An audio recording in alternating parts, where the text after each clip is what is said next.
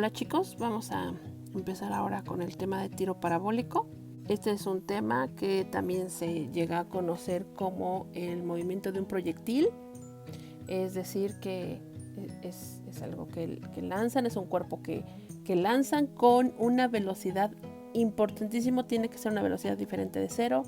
Nunca vayan a poner en las ecuaciones que vayamos a utilizar que la velocidad inicial sea cero, porque si es cero, entonces es caída libre, dado que la única fuerza a la que se encuentra sujeto es a su peso. Y el peso sabemos que es vertical hacia abajo. Por lo tanto, hay que poner una notita ahí de recuerdo. La segunda ley de Newton relaciona las fuerzas y las aceleraciones como vectores, es decir, no nada más la magnitud, sino también la dirección. A lo que entonces tendríamos que pensar, ¿nos va a interesar la resistencia del aire? Pues aún no. En este tema solamente nos interesa que el cuerpo esté sujeto al peso, por lo tanto va a ser vertical y hacia abajo, tanto la fuerza como la aceleración. Pero bueno, ya dijimos que no nos van a interesar todavía las fuerzas porque apenas estamos viendo la cinemática, así que nos vamos a enfocar al lado derecho de la segunda ley de Newton, a esta parte de aquí. Y lo que dice la segunda ley de Newton es que esa aceleración tiene que ser en la misma dirección de la fuerza, y si la fuerza va en esta dirección, entonces necesariamente en esa dirección tenemos la aceleración, y esta aceleración debe ser constante, lo que nos hace pensar. Ya conocemos las tres ecuaciones de aceleración constante. Ahora vamos a ver unos ejemplos. Aquí vamos a ver varias cosas. La primera, se observa en el lanzamiento 4 flechas. Ahí les dejé marcadas 4 flechas. Las que están en negro, esa fuerza es el vector fuerza. Como verán, en el lado derecho están las descripciones de cada una de las flechitas. Ese vector fuerza es nuestro peso, es la fuerza producida por el campo gravitacional, pero a nosotros, pues, ahorita por lo pronto no nos interesa hacer un diagrama de cuerpo libre que contenga fuerza, solamente nos estamos enfocando en la cinemática, es decir, en los vectores verdes y amarillos. El vector amarillo es el vector aceleración y el vector fuerza, ambos deben ser proporcionales y van en la misma dirección. Pues claro, ya lo habíamos dicho en la segunda ley de Newton. Pero ¿qué es lo que pasa con los vectores de velocidad? Si le damos play, vamos a ver cómo, y es más, vamos a ver un poco lento, pero vamos a ver cómo tanto el peso como la aceleración siempre permanecen exactamente iguales. Todo el tiempo esos dos permanecen iguales. Vamos a volver a hacer el lanzamiento y vemos cómo el peso y la aceleración van verticalmente hacia abajo y nunca cambian su tamaño, es decir, la magnitud no cambia. Ahora vamos a hacer otro lanzamiento, pero solamente vamos a observar las velocidades. A lo largo de todo el trayecto están dibujadas 2 vectores, uno horizontal, otro vertical. Eso ya nos da el entendimiento de que es mucho más fácil separar el estudio del movimiento de ese cuerpo, en específico el estudio de sus velocidades, separándolas en componente horizontal y vertical. Pero eso de componente horizontal y vertical ya lo sabemos. Ya habíamos manejado componentes horizontales y verticales con fuerzas, sí, pero de todas maneras las fuerzas eran representadas por vectores. Ahora, este vector velocidad también lo puedo separar en componentes. Puedo ver que tengo una componente horizontal, una componente vertical, y en específico para las condiciones de nuestro tiro parabólico, que es cero resistencia del aire, como bien lo pueden ver del lado derecho, no está marcada la resistencia del aire, entonces no nos interesa la resistencia del aire. La única fuerza presente es el vector del peso, esa que está ahí. Ahorita no la ponemos, pero solo está sujeta a una fuerza, así que la aceleración solamente es vertical hacia abajo. Por eso es que siempre veíamos este vector amarillo vertical hacia abajo. Pero esos dos vectores verdes son la velocidad en X y la velocidad en Y esas van cambiando. Claro que si empezamos desde un inicio, digamos, vamos a ver qué es lo que les pasa a esos vectores. Vean cómo van cambiando. Pero no cambian los tres, solamente cambia uno de ellos. El que está cambiando constantemente es el vector vertical, porque está sujeto a la aceleración vertical. ¿Qué le pasa a la velocidad horizontal? Nada, porque no hay aceleración horizontal. Así que vean que sin importar cuál sea el instante en el que lo estudiemos, las únicas velocidades que están cambiando son las de la velocidad. En un inicio ven el origen, ahí en el origen tengo una velocidad vertical muy grande y conforme se vaya acercando hacia la parte más alta de la parábola, esa velocidad en Y se va haciendo más chiquita. ¿Y qué pasa con la velocidad después del lanzamiento? Pues se va haciendo cada vez más grande, pero en el sentido contrario. Es decir, si originalmente era positiva, pues ahora se va haciendo negativa. Vamos a ver unos ejemplos aquí. Vean cómo en estos dibujos vamos a hacer un acercamiento. Y de estos vectores, esos vectores que están, que dice V0, esos 3 vectores son afectados en algún momento por la gravedad. Claro, vamos a pensar primero, vamos a analizar uno por uno, el rojo. Todo esto que está en rojo, ese movimiento en rojo tiene una velocidad inicial, como bien ya habíamos indicado, tiene toda una trayectoria, pero además esa velocidad inicial está marcada con un ángulo teta. También tenemos la posición inicial, pero esa posición inicial es para el rojo, esa otra posición inicial es para el azul y esa posición inicial es para el verde. Los 3 movimientos que se generan son una parábola. No importa dónde empiece, si empiezo en el origen, si empiezo adelante del origen o si empiezo arriba del origen. Todos generan un tiro parabólico por el único hecho de no hacer un lanzamiento vertical hacia arriba, como ya habíamos visto en el video anterior. En el video anterior solamente estábamos lanzando velocidad con velocidad en Y y no había velocidad en X, entonces no tenía cómo avanzar en X. Así que ahora, como ya tenemos alguna velocidad en X, es más, ¿cómo es la velocidad en X para este otro vector, el que está en verde? Toda la velocidad es en X, no hay nada en velocidad en Y, pero esta de aquí sí la puedo descomponer en una velocidad aquí y otra velocidad acá, ya la puedo descomponer como descomponemos las fuerzas, aquí podemos descomponer el vector velocidad. Este otro vector, el vector azul, aquí tengo una componente, acá tengo la otra componente, esas son las componentes del vector velocidad inicial. Y como ya habíamos dicho, esta es la gravedad, la única que hace que cambien esas velocidades, por lo tanto solamente va a cambiar la velocidad vertical.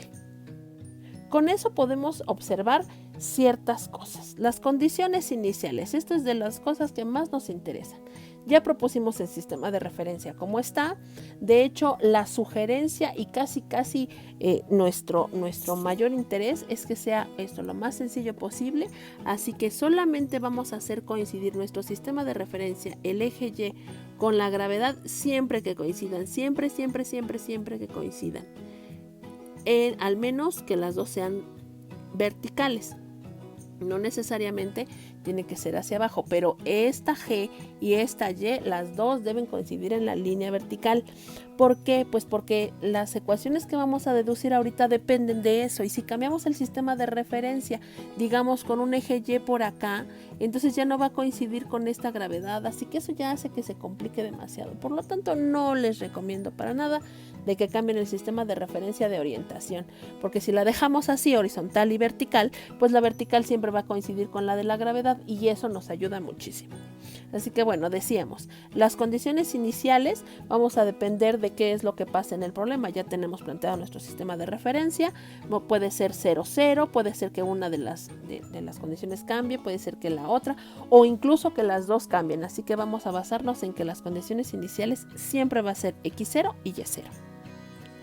Ahora, otra cosa que observamos, la aceleración solo tiene valor en Y, no tenemos una componente del vector aceleración en X. Si tuviéramos aceleración en X tendría que estar marcada aquí, esa sería nuestra aceleración en X, pero no hay, solamente la tengo en Y. Por lo tanto, aquí dejamos esta marquita bien clara, la aceleración en X es 0 y la aceleración en Y vale menos G, es decir, el valor de la gravedad, pero dirigida hacia abajo de nuestro sistema de referencia, pues así estamos proponiendo la Y hacia arriba y la gravedad hacia abajo. Y finalmente, para el estudio de los problemas que vayamos a resolver, siempre es importante el punto de interés. Ya estamos también muy acostumbrados a que los problemas de este tipo pues tienen un objetivo, y el objetivo podría ser, bueno, ¿cuál es el máximo alcance? ¿Cuál es la máxima altura? ¿Qué condiciones se deben cumplir para que choque con este punto? Vamos, todas esas características estarán dadas por un par de coordenadas, bueno, las coordenadas o el par de coordenadas que dependan de las condiciones del problema. Ahora ya hablamos de la gravedad, pero originalmente cuando empezamos los temas de unidades, recordábamos cuánto debe valer la gravedad dependiendo del sistema de unidades que se utilice, MKS, CGS o FPS. Ahora bien, vamos a hacer un análisis, así como ya vimos que tiene comportamiento distinto la velocidad en X y en Y, pues es más fácil separar todo el análisis en X y en Y. De esta manera vamos a utilizar las tres fórmulas de aceleración constante que ya habíamos visto. Aquí acabo de escribir las tres fórmulas, pero tienen una característica importante. Observen que tiene un subíndice que las hace diferentes a las originales. Es decir, para saber que estas son las de X y posteriormente vamos a hacer las de Y. Pero también vamos a hacer cierta diferencia. Por ejemplo, aquí, la velocidad en X para cualquier punto, para el punto de interés, va a depender de la velocidad inicial en X, pero la velocidad inicial en X, es decir, esta velocidad V0 por el coseno de teta, recordemos que tendríamos la velocidad aquí, pero después vamos a poderla separar en una componente en X y una componente en Y, y si sabemos que este es el ángulo teta, entonces lo único que tendríamos que hacer es multiplicar esta velocidad por el coseno del ángulo y obtener esta velocidad en X. Eso es lo que escribimos con velocidad inicial X. Ahora eso hay que sumarle la aceleración en X, pero ¿cuánto quedamos que era la aceleración en X? 0. Como no hay aceleración en X, entonces con esta nos quedamos. Quiere decir que la velocidad en X siempre va a ser la velocidad inicial por el coseno del ángulo. Ahora vamos a hacer lo mismo con la segunda fórmula, donde relacionamos posición, tiempo y aceleración. Cambiamos ese X por X, ese 0X por X0, y después veamos que la velocidad inicial en X es V0 por el coseno de teta. Eso ya lo habíamos visto desde el anterior, simplemente multiplicamos por el tiempo, pero se elimina el último término. Este término ya no me interesa. ¿Por qué? Porque la aceleración en X es 0. Y finalmente vamos a ver la tercera fórmula. En esta fórmula podemos observar que todo este término se va a cancelar porque la aceleración es 0. Bueno, pues entonces, ¿qué podemos hacer con esta relación? Pues cancelar el cuadrado o sacando raíz cuadrada en ambos lados. El caso es que pues nos volvemos a quedar con la misma ecuación del principio. Esas tres fórmulas son las que me interesan para utilizar en X. Ahora bien, por otro lado, vamos a hacer el mismo análisis que hicimos en X, pero ahora lo vamos a hacer en Y. Empecemos por volver a escribir las ecuaciones que nos sabíamos de memoria con aceleración constante, pero que ya los habíamos analizado en el video anterior. Para la primera ecuación, ¿qué es lo que tenemos? Primero tenemos la velocidad en Y. Esa es la velocidad de nuestro punto de interés en Y. Después tenemos la velocidad inicial en Y, es decir, la componente vertical de la velocidad inicial, y esa, pues a diferencia de la que hicimos en X, ahí multiplicamos por el coseno. Aquí tenemos que multiplicar por el seno. Ahora, mucho cuidado, no se vayan a quedar nada más con la idea de que siempre la Y sea relacionada con el seno. Aquí se relaciona así porque las condiciones del problema, o más bien las condiciones que estamos planteando, es que tenemos una velocidad con un ángulo medido respecto a una horizontal.